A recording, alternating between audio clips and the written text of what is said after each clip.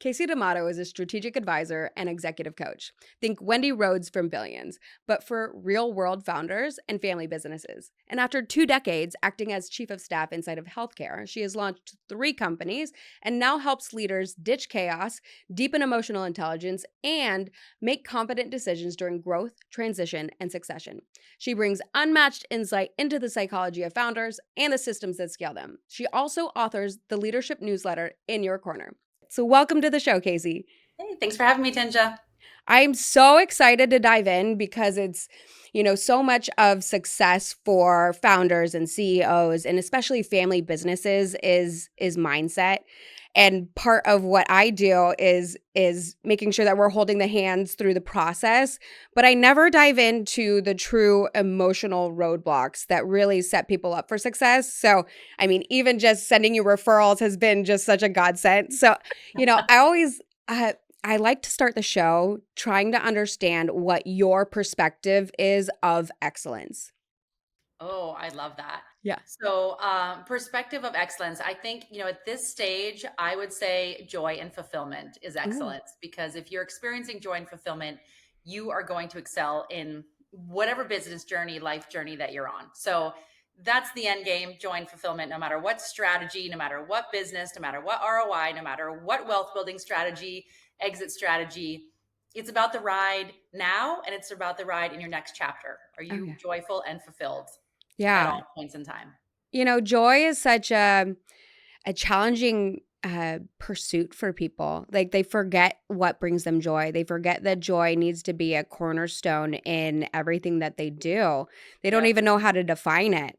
So Yep. how do you actually help founders um, seek that out? Yeah, that's a really good question. So, what I do is really the intersection of data and emotional intelligence. So, Mm. when we're thinking about building a business, we're thinking from a founder standpoint, especially if we're dealing with families, we have 2 components. We have everything that we need to learn to be a successful CEO, especially going from that founder to CEO role, which is data driven. And then we have uh, the emotions that come into play that we may not even be aware of that are impacting the critical decisions that we're making. And when I say critical decisions, this is anything from hiring and firing, this is anything from expansion plans, division expansion. When is the right timing for an exit? Is the exit or succession the right plan? These really critical, pivotal decision making points that most people will fool themselves that they're using data to make, but the reality is, whether they're aware of it or they're not, there is emotionality behind that decision making. So, what I do is I help people navigate that crossroads, that intersection where you're using data and you're also mindful of the emotional impact on the other side of this decision. Yeah. I mean, emotions are so difficult for us as humans. So it's, I from my experience in consulting, the constant focus has been to level set contentious environments so that we can get it back to a dialogue. And conflict isn't always a negative. So Right. I would love to get a perspective on how you look at that. So it's not just about managing the conflict, but utilizing it. Right. And so when I talk about emotion, everybody goes to that place of conflict or the place of the over emotional founder or over dramatic or the impulsive or something like that. But the reality is that's really only a small piece of Mm. what's going on. What's really happening is we are mostly, and I say we because I'm a founder myself, a 3-time founder. So we are operating from either a place of ego or a place of fear, Mm. typically as a founder. So we're either making decisions because we think our vision is the best and the only way to go. And we are ego focused. We have the best product, the best service, the best vision, we are the best. It's all ego. And we're not really, we have blinders on completely to the outside environment, to the extrinsic risks that could derail the path. And then the other side is the fear based decision that we sometimes aren't aware of. And fear manifests as burnout, as stress, as frustration, like these underlying tones, the things that keep you up at night. And this is before we're seeing an outward conflict, right? When people think about emotional intelligence, they're thinking this is the conflict in the workplace, in the boardroom, wherever it is, where heated emotions are high. But the reality is, when we're thinking about either the frustration, the burnout, the spiraling, right? All of Yeah. this is fear. This is all uncertainty on the horizon because of some decision that has to be made, and we don't know what's on the other side of it. So the human brain is designed at that point to feel fear, and we just camouflage it with these other words. Yeah. So in my opinion, it's just really important to identify what the emotion is, and then be able to recognize why. Is it something that you are reacting to or overreacting to? And how do you uh, put that emotion in check Yeah. before you make the data driven decision, right? Yeah. And much before the emotions are escalated into heated argument in the boardroom. Yeah. No, I always like to call it the FUD factor, the fear, uncertainty, and doubt. So Yep. it's wild how incapacitating, or just trying to understand how it manifests. I, you know, as a coach, how do you actually support somebody's uh almost come to Jesus experience with their emotional intelligence, especially if it's manifesting negatively or defensively? So how do you even approach that? So the first thing that I talk about, because we don't want to bring up fear, because most people don't want to accept the fact that that's what's driving them, right? So Sure. I use the word change, right? We Yeah. are navigating a change here, and when we're navigating change, we have extrinsic change that's coming from three forces. It's economic change that's extrinsic, out of our control. It could be geopolitical, it could be local political, right? There's something related to economics. There's something related to regulatory in this industry, or there's something very industry specific. Usually Mm, it's tech related. So those are the extrinsic forces outside of our control. So that's one change we're navigating. Then internally, we have three options to work through this change. We are either focusing something on ourselves as a leader, some change amongst the people around us, meaning mm, team, we're changing something there, or we are innovating. We yeah. are changing the delivery of our product or service. Now, here is the challenge. The challenge is the bridge between the extrinsic change, things outside of our control, and the intrinsic change. Now, both of those changes cause fear, even though people don't call it that. But we have three ways that people adapt in the bridge between extrinsic and intrinsic change. One is, how are you reacting and or overreacting? Meaning, like, Mm, is the part of your brain that processes fear, the amygdala, overreacting? And in which case we can retrain that, right? yeah. So that's the first step. The second step, are you adapting? Meaning, are you plugging holes in the ship to survive the storm and get through it, right? Get through some regulatory change, but you're just in survival mode. So are you adapting, right? So the first is, how are you reacting, and are you overreacting or underreacting? People that ignore it versus overreact. Second is adapt, meaning plug the holes, survive the storm. And the third is innovate, meaning, are you truly thinking in a way that is not underreacting, overreacting, not adapting in a way to survive, but innovating a way to come out of this change substantially stronger on the other side? And this is where we see the big innovations come from the tech industry and things like that, when people are hyper aware of how to navigate change. And so when you break it down into extrinsic, intrinsic, and the bridge in the middle, it starts to become more objective, and you can start to quantify the points of the pressure points and Yeah. what gets that person triggered. And then you can start to break down why, and you can start to assess the data and the strategic next steps around that point of change without calling it fear. I love it. You've literally turned emotions into math, which removes the reaction. Correct. I mean, that's incredible. Even just to get the data points, to have the process to observe and define exactly how to assess it. Wow. And to do that with family businesses as well. I Yes. mean, goodness gracious. I don't I admire that you can go in and retool families to be able to have successful succession plans and exits and organizational structures, especially when, daddy is getting ready to retire, but there's no defined clear path for how to make that happen. What is it that you do when you first enter an organization to really just level set the playing field, or diagnose what the priorities need to be? Yeah. The first question is always the same. What's the vision? Mm, And I asked the founder, the original owner, especially in a family owned business, what is this vision? 1 year, 3 year, 5 year, 10 year? And if they can say it succinctly in 2 minutes, Mm. fantastic. If it is convoluted, or it is well, I have a plan for this year, but I haven't really thought beyond that, right? So right away, I've identified where the problem is, because if we don't have the vision clear, none of the communication, the operations, the systems, nothing else can be built out. And so, can that core founder state the vision 1 year, 3 year, 5 year, 10 year? And can the team state the vision? So that is step one. If that isn't clear, we have to start there. We have to Yeah. hunker down and create the vision that's cohesive. Everybody's on the same page. All the building blocks fall into place beyond that. The second step is the team. Are the right people in the right place for the right reasons? And are they accountable and, you know, delivering measurables, right? Just because they're family doesn't mean that they get a hall pass. So is it the right people in the right seats for the right reasons, delivering the right measurables? And so those two questions answer a lot. And the third is time and energy. Where is this core founder spending their time and energy? And when they explain that, it's either one, they're putting out fire drills every day and they are just in reactive mode, right? And so we obviously clearly have an operational issue, communication issue, could be vision, it might be operations. We'll figure out where the hiccup is and fix it. So that's either one, or they actually are not in the fire drill. Their leadership team is pretty strong putting out the fires, but they have lost their personal fulfillment. They don't know what the next 2.0 version of themselves. They know they're nearing exit, they're nearing a succession handoff.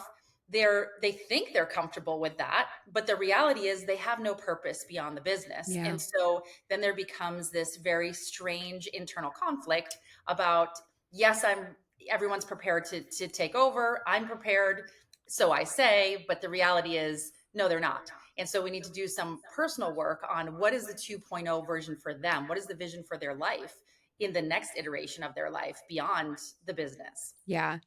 It's, gosh, you're doing everything that I need clients to do before we really like come in to do our job for the actual exit Yes. and the golden handcuffs and just making sure that we can make it as profitable as possible. And if they're not doing the things that you outline, it makes it very difficult to have a successful exit. So, Yes. it's and for us, if you don't have a decentralized owner, it's virtually Yep. impossible to sell the business. Yep. And it's so wild how difficult it is for people to think about the next chapter and Yes. really releasing the reins and allowing the next generation to step in and innovate and make it their own.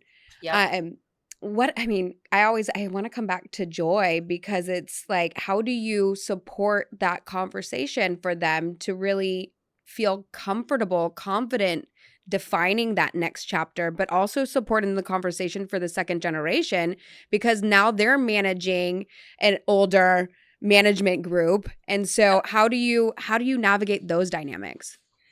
The secret is in a transition, ripping off the band-aid and just saying, guess what, son Surprise. Johnny, now you're taking over, see you later, right? That doesn't work for anybody involved. The next generation is overwhelmed. The senior generation that is exiting is now floundering without purpose and getting depressed and all the things.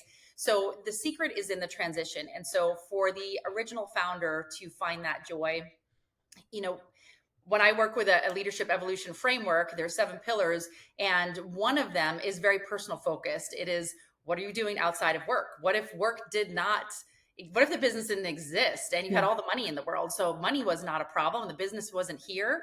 What are you doing to find joy? What are your hobbies? Are you traveling? Are you spending time with your significant other? And that is one of the core pillars, is defining themselves as a human. And if they haven't up until that point, slowly and cautiously, because they're not usually very open to this right away, starting to seed little plants, plant little seeds into becoming your own person without the business. What will this next 2.0 version be? And one of the key contributors to that is contribution. And that is really overlooked. It starts with the hobbies or the travel and those kind of things, or playing golf, whatever that might be.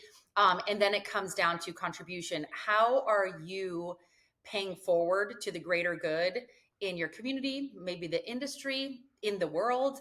What is your passion project beyond the business that gives you purpose. And this may or may not be paid. It's why I do a lot of philanthropy work with a university that's my alma mater and young entrepreneur students. It's paying back, right? And that gives you the fulfillment. Whether you have your business or not, you are contributing to the future of society. Yeah. And that is how people fundamentally find joy beyond the hobbies and, travel and all those fun things that we love to do in our life as well. And I start to slowly see that in. I lead by example. I'm very vocal to my clients when I do my philanthropy. Hey, this is my philanthropy time. No meetings, these 2 days, because I'm giving back to students, and I try and lead by example. This is how I went from, different stages of my founder journey into finding fulfillment in my life. And I highly suggest you start to figure out a way to fit a little bit of this into your life, especially if you're thinking about an exit and you're thinking about a 2.0. What will that look like for you? Whether it's philanthropy, or maybe you're going to get into coaching and consulting yourself in your industry. I have a client getting ready to do that. What is it going to be for you in your next iteration? That's amazing. Yeah. No, I find it so interesting how difficult it is for people to actually define what their passion projects are. And so for myself, and I preach this still, is building out your strategic dashboard, which has to include at least 5 things that you're going to achieve personally in that year. So I've got my 5 business goals, and then I've got my 5 personal goals, and I actually build it into the budget and I build it into the schedule, Yep. because I mean, if you don't write it down, it doesn't happen. Yep. Because you have to have it written down. Yeah. And the fourth, I mean, the one, you're so far ahead of so many other people. The one other last piece of that Yeah. is how much time is spent solitary. Mm. And that's another thing that people are not comfortable with, especially high achieving founders or leaders. They're used to being busy, and busy equals productive. Mm. And to them, that feels fulfilling, because when we're busy, in some theory, we're serving others. Yeah. And so that's great. Yeah, but then again, if that were to go away, are you feeling fulfilled with yourself? And so what are you putting on your schedule and your budget, to your point, that is solitary time, that is Mm. time that you are traveling and you're unavailable, that you are someplace outside of your home environment and you are with yourself, or maybe just with your life partner, and that's it. And there is no distractions at all for a period of time. Yeah. I mean, I'm gonna shift gears just a little bit, because you've had such an incredible career and journey, going from 20 years as in-house chief of staff to having 3 successful exits in your own right. So, I would love to understand, what your evolution of leadership has looked like for you, and really what some of the biggest roadblocks were that you experienced. So the biggest role, okay, three founded 3 businesses, one expanded Okay. global, one exit. But Okay. yeah, that's okay. Perfect. Thank you. Yes. Yes. Okay. The biggest challenges with leadership, I think, number one, at the beginning, thinking that you can do everything yourself. Mm. I think that is, and waiting too long to seek out help from experienced mentors. I think that is a common mistake. Today's society, it's becoming a little bit less common, which is great, but I still think that that is a common mistake, and it comes back to the ego play of, I am so passionate about this, I'm just doing it. And I think that's a big one, to not wait too long. And the second one, which is really the number one, which is getting comfortable with failure. And Mm. that is, you can't be successful without failure, and people don't realize that. And so being comfortable that that is part of the game and getting good at it is the secret to success. Yeah. And that is something that most people do not realize at the beginning. It takes a while to get comfortable. Yeah. I mean, I love failure, because it's for me, when especially with having an athletic background, I find that for every time that you fail, it forces you to find a new strategy. It forces you to find some level of resilience to check that ego. I Yep. mean, there's no way that you can find success if you don't fail to be able Yep. to find more innovative solutions and find a better way forward. So I've actually found the reverse with the most successful people, that they actually love failure. Yeah. So it's really interesting when you're dealing with somebody who's extremely talented, has the most potential in the world, and they've hit levels of success, but you know that they can reach so much more. And then you're watching them hit the roadblock with the ego and the fear of failure. And it's just a wild transformation because they have to have their own come to Jesus experience. And you can't always facilitate those lessons. You That's almost have right. to allow them to hit the bottom. Exactly. I'm sure I'm not the first one that you've interviewed that said failure, because everybody that has gone through it realizes that that is a key component. And sports is perfect because sports teaches resilience. You train, more or differently, right? To exceed and succeed at the next, competition. So sports is the perfect analogy. And in business, it can be anything from a failed business. It can be, years that are multi seven figure losses. It could be lawsuits. It can be, all of the above. Right. And so how do you bounce back from those things? And the bigger those things are, the more you build your resilience toolbox in Yeah. business. Yeah. No, that's incredible. Um, So, what are some of the most powerful lessons that you've learned from advising founder-led companies that actually changed the way that you lead? That's a good question. Um, Change the way that I lead. I definitely listen more, I think, now that's from learning from other leaders. Um, Listen, and I think I have a framework that I call the head, heart, and the gut, where the head, you're looking at the data, the heart, you're assessing the emotions that are related to this decision, and the gut is completely unrelated to what the data says or what the emotions are. I'm just called to do this thing or not do this thing. And I think that there is an intuition in leaders, a gut intuition, that as long as they're following the framework and they have done some data analysis, whether that is, historical financials, or you're looking at market research, or you're looking at KPIs, you're looking at current budget, doesn't matter, any of those things. And you're looking at the emotional state. Are we making this decision out of fear or out of ego? Yeah. And at the end of the day, as long as they're conscious of that and they say, but my gut check says this, trust your gut. Yeah. Yeah, who's the PhD that wrote it? The three brains, the head, the heart, the stomach or Yeah, gut. exactly. Yeah. Yep. So I always find that fascinating when the gut is always tends to be right. Yep. It's Exactly. wild. It does. Um, Exactly. Even if it's opposing the other two and they just say, I know the data says I should do this. I know that, others feel strongly, but my gut just says do the opposite. yeah, Like, you got to trust it. I Yeah. love it. So for you, what brings you joy? I'd love to understand like what it is that you put in place and to evolve what joy means for you. So joy to me means a calm confidence that fuels energy. Ooh. So it is just feeling convicted in what you are doing, and but yet you are very calm about it. You are not overly animated. There's not a lot of hype and hoopla, right? And high emotions that will quickly fade. Mm, You're just calmly confident and convicted, and in that state brings you just unlimited energy. And it doesn't again mean high impact energy. It is just you will stop at nothing. yeah. There is no obstacle, there is no challenge, there is no failure that will get in the way, because you are so confident and convicted in this thing. Even if it pivots a little bit, there might be a serendipitous path to get to the end, but you will get there. I love it. I always like to use the like the water analogy that's up against a brick wall. It's got to get through it. How you get Yep. through it, get to the other side, whether it's Right. through it, around it, under it. However, you need Right. to continue to be that force. Yep. Yeah, no, I love that. It's so interesting for me because my human design is a generator, and so I have to pursue the things that light me up. Mhm. And it's not, and to your point, it's not about lighting me up in like a frenzy state because Right. that's my nervous system on high alert.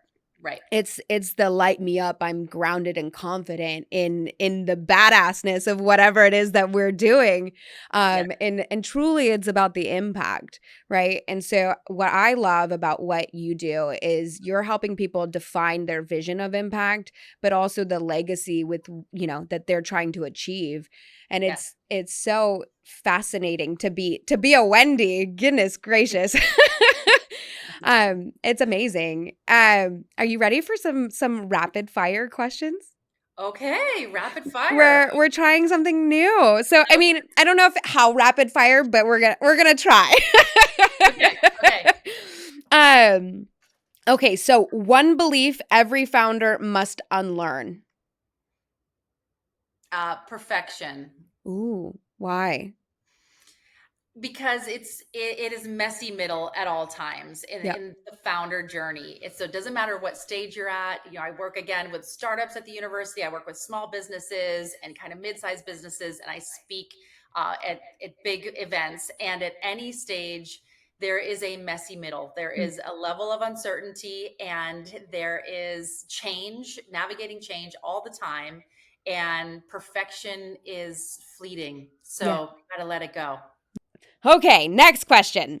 A red flag in a leadership team you can spot instantly. So easy. Resistance to change. Mm, Super easy. You have one team member, you're sitting in a boardroom with a leadership team, you're brainstorming ways to hit these future targets, and you have one person at that table that is just objecting every single brainstorm idea that's coming up and giving a reason why that isn't possible. The yes. person with the limiting beliefs that's resistance to change is the red flag. And it's wild how many contrarians there are on executive teams. It's Yes. remarkable. In my past, I had a really high level executive in an oil and gas company that was the epitome of a contrarian in a lead marketing role. And it Oh was my. yes, it was absolutely outrageous. And we're building out their entire like go to market sales strategy. And it was a wild experience to try to get everybody on the same page, moving in the same direction, all the ducks in the same same row. Yes. I will tell you that. Like it was a trial by fire for my team to make sure that we're not because we don't win unless the client wins. And so trying to make sure contrarians are Right. not being the roadblock. So fascinating. Yes, you cannot have the contrarian. I mean, they are in existence, and it's their nature. But there has to be some training around their mindset to help them overcome that. And if they really cannot overcome it, then it's making the hard decision if they're the right person for the role. Oh yeah. My favorite. So we used to run MBA style boot camp for in consulting. It was literally like our like you earn your stripes kind of thing if you survive the experience. It Yes, was a lot of the fast tracker talent were nominated and then we put them through the gambit and right. then it literally sets them up for, an executive level track after the fact. But on day 2, they go through something called the firing line. And so we go through every single scenario that's uncomfortable, everything from hidden agendas, off topic questions, contrarians, walkouts, silent audience, multiple interact, all the things. And the contrarians were always one of the most fascinating things to see the emotional reaction of the presenter and how they handle it. Right. So I'd love to just run a winning words and have you be a part of it so that you could coach too. Maybe we can just handle that a little differently. So Yeah. we're not talking the whole team. Anyways, so yes, I love that one. Okay. Next question. A mindset shift that accelerates growth the fastest. A mindset shift that accelerates growth. You don't need to have all the answers. You just need to seek out the people with the experience who do. And the faster you do that, the faster you reach success. So I have a principle called the 3 who's. So the theory is that at any given time, you have a collection of mentors, guides, if you will. And these are not people that are coaching a tactical skill. These are people with some wisdom in life or in business that can help you think about things differently. So at any given time, you've got some people with some wisdom. That's one level of who. The other level is your peers, Mm, people that are going through with you, maybe similar age, maybe similar business. There's something similarity around your collection of peer group. And then you have your team support in business and in your personal life. And if you have those three levels and the right players in place at those three level of who's, you will propel exponentially faster yeah. than where you are right now, or maybe with your one, guide. If you have the right team in each place, you will just skyrocket. Yeah. It's so interesting too, just the whole mindset and philosophy around hiring, like Hmm. hiring slow and firing fast. So, Yes. yeah, I think everybody needs to adopt the three who's because building your dream team shouldn't be taken lightly. Correct. It Yeah. should not. It has to, the right team, the right mindset is important, more important than skill set, without doubt. That emotional intelligence, not necessarily that they're not highly emotional and dramatic. That's the surface level, but that they can make decisions with clarity, Yeah. rational decisions, and communicate well. Yeah. Okay. Oh my goodness. I love this so much. Okay. A few more questions. A question leaders should ask before making any big decision. Am I doing this for the right reason? Okay. Is it ego, or is it overreaction or impulsivity? Or is this the right decision for the right reason at the right time? Hmm. And I think that is, we're making decisions every single day. The decision fatigue is real. It's why my closet only has beige, black, gray, and tan, because I can't be bothered to think about what to match. My whole house is beige, black, gray, and tan. So that's my whole world, because it's too complicated to think about if green and red are going to look good together other than at Christmas time. And so decision fatigue is critical. We have small emotions like what to put on, or small decisions like what to wear. We have big decisions, and it can become very easy, because we are fatigued, to make a decision for the wrong reason. And that's where that emotional intelligence comes to play, because most people don't realize that, without getting too scientific, my background's medical, the neurotransmitters that are carrying the impulses to our brain go through the limbic part of the brain before the cerebral cortex, which is, the cerebral cortex is where we make data driven, logical, intellectual decisions.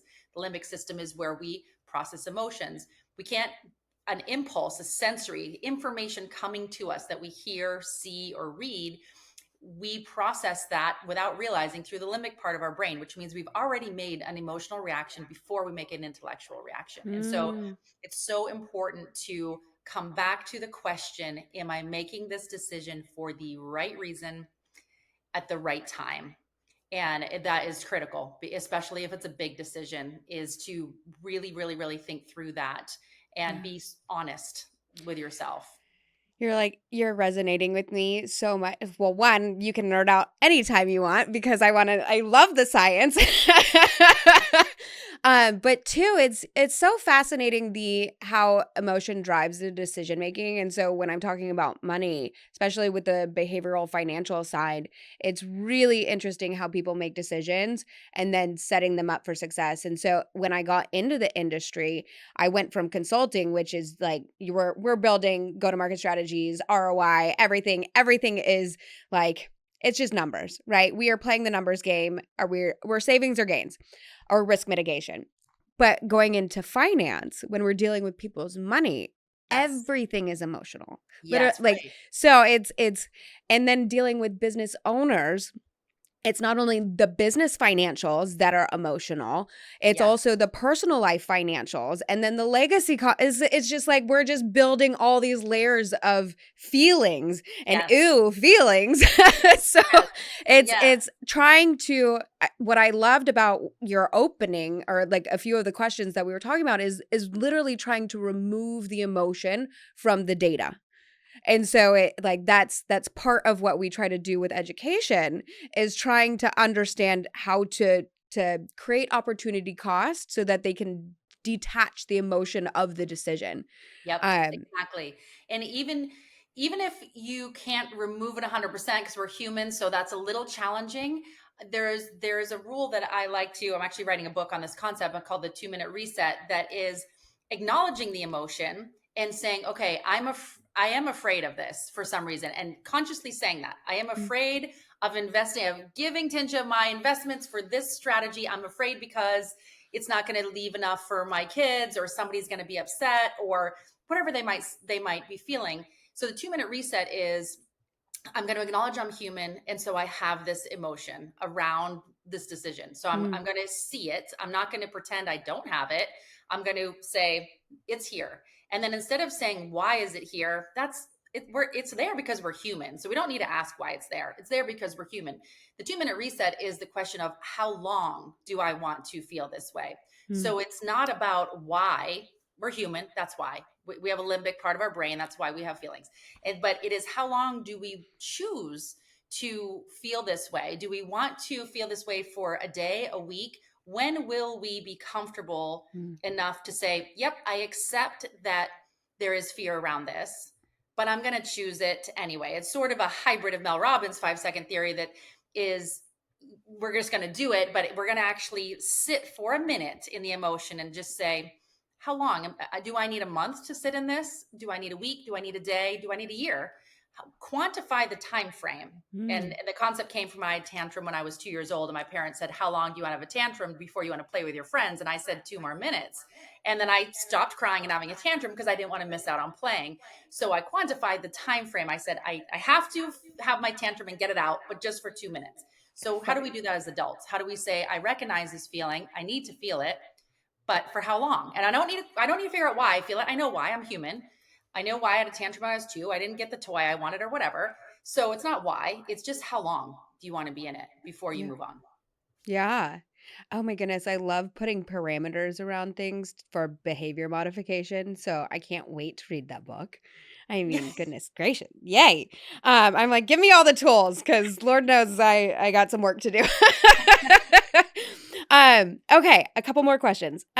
What do you want leaders to walk away with after reading In Your Corner? I want leaders to feel like there's someone there who understands them and they're not alone. And In Your Corner is my newsletter blog. It's had multiple iterations. I started it when I was practicing medicine 20 years ago. So I started talking about, skincare and beauty products. And for a while it was all about, startup companies. And now it's really about leadership. And I want people to understand that they're not alone. That failure is a normal part of the game, that navigating complex conversations is natural and doesn't have to be as hard as you think. To understand a little bit of the neuroscience without making it too dorky and nerdy, I love it. just so that we can get comfortable, especially those of us that aren't comfortable with emotions, just get comfortable with that part of the brain that is intersecting with the data analytics when we're making high stakes critical decisions. And so In Your Corner is just, it's there to be the friend that you didn't know you needed that week. When you read it and you go, oh my gosh, I'm so glad that someone understands where I'm at. There's no pitch in it, there's no sale. It's just there to be a confidant and a companion in your leadership journey. I love it. I wish I would have found it sooner.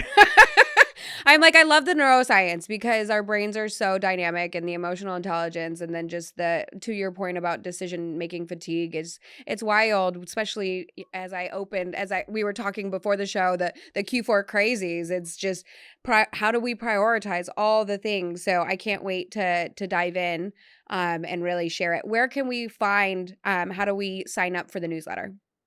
You can sign up on any of my social channels. So Okay. LinkedIn or Instagram, where I'm most present, a little bit on Facebook. I'm not hip and cool enough for TikTok, but LinkedIn and Instagram is where I spend most of my time. So the links are there. Feel free to shoot me a DM. My team sends me any DMs that are addressed to me, especially if you say you heard me or met me someplace. So they will get the message to me. And I always love chatting. I nerd out about helping people kind of get unstuck and get to that next level, especially if there's some complex, multifamily husband and wife teams, right? We're dealing with intricate relationships with big decisions. That's really my sweet spot, but I help founders really at any stage get to the next level. I love it. And it's funny because it's a large part of my it's not funny, it's magnificent because it's a large part of my client base are those, family succession plans. So being able to have a resource like you and plenty of the advisors that watch the show, like having somebody like you step in to help set them up for success and really fast track the overall execution and implementation of the financial Yep. solutions is outstanding.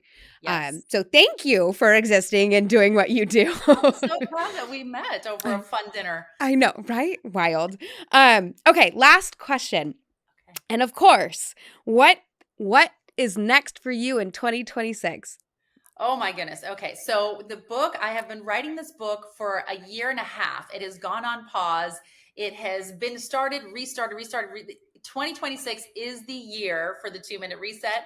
So that is my big priority for 2026. I also speak and leadership workshops within the corporate team. So I come and I work with the team for a day and just help peel back the onion and get clarity and conviction really on those next steps. So 2026 is all about the book and just really helping leadership teams break down those barriers, facilitate that communication so we can propel.